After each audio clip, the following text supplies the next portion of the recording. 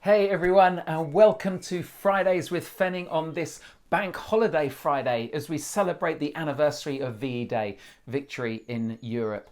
We're streaming this just a couple of minutes later than normal because of the 2 minute silence that many of us have just observed to mark the 75th anniversary of the end of the Second World War.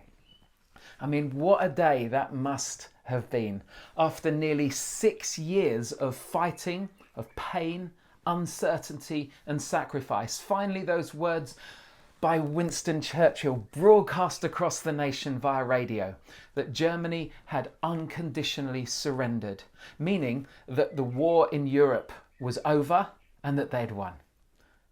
A national holiday was declared and people celebrated their newfound freedom. Street parties were held, bringing together whole communities. We're having food and drink. There were even stories of people dragging out pianos onto the streets so that people could sing and dance together.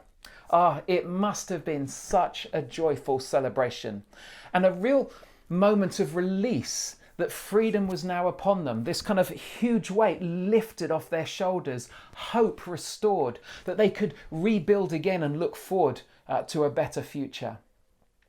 For many, though, it was also a bittersweet moment, that whilst celebrating, they also remembered the countless loved ones who had lost their lives fighting to preserve theirs and ultimately our freedom too.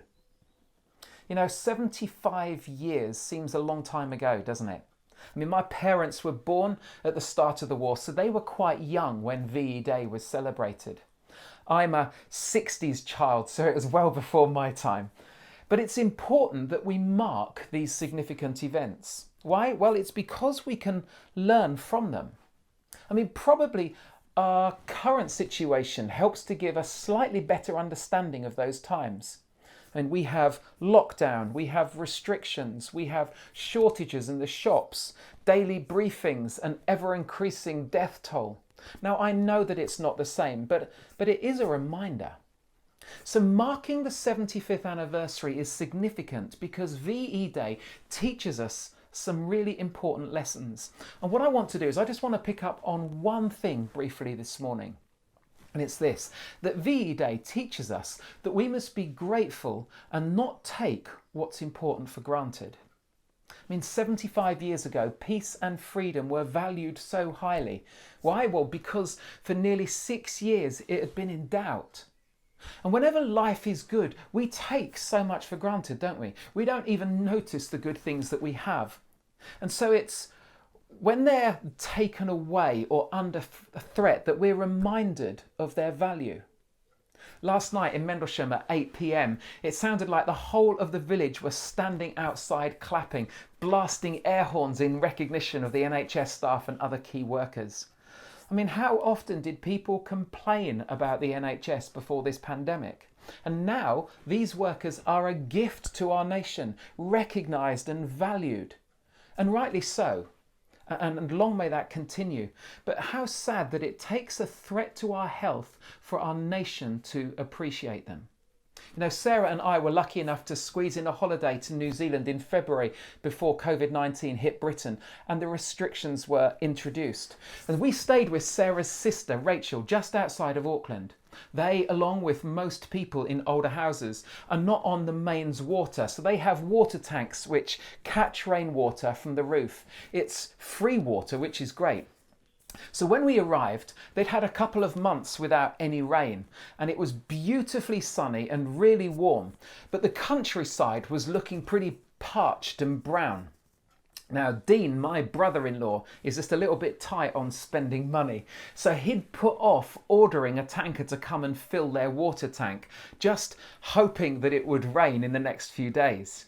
Well, it didn't. So by the time he rang to order for a water delivery, all the water companies were inundated with requests, and so delivery would take well over 3 weeks.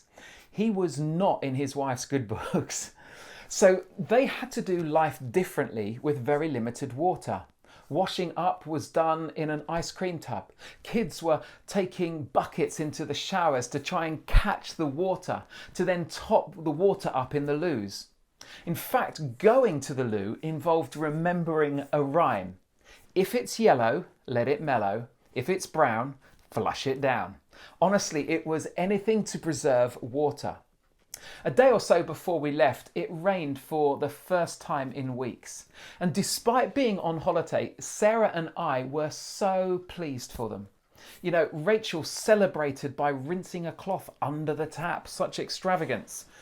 But she said this, that she would never take water for granted again. Now, these are tough times that we find ourselves in, but what have you come to understand the value of because of our current situation? Is it hugs? Is it face-to-face catch-ups? Is it toilet paper? Is it sport, work, the NHS? You know, being deprived of something can help us realise how important it is. So maybe it's time for us to develop what people would call an attitude of gratitude, of valuing and being grateful for those things that we've taken for granted. Our freedom of movement, our health, our family, our countryside, our key workers, our friends, our jobs, our church communities. And maybe gratitude can shape our prayers, shape our conversations, and best of all, shape our character. Paul writes these words, always be joyful and never stop praying. And whatever happens, keep thanking God because of Jesus Christ. This is what God wants you to do. So live a life of gratitude. God has given us so much to enjoy. Whatever is good and perfect is a gift coming down to us from God our Father, is what James writes. So let's learn to appreciate every good gift, celebrate it and be grateful. Hey, have a great day today, however you get involved in the VE celebrations. And don't forget to tune in on Sunday at 10:30 a.m. via our website, YouTube or Facebook. And I really look forward to seeing you then. And in the meantime, take care and stay safe.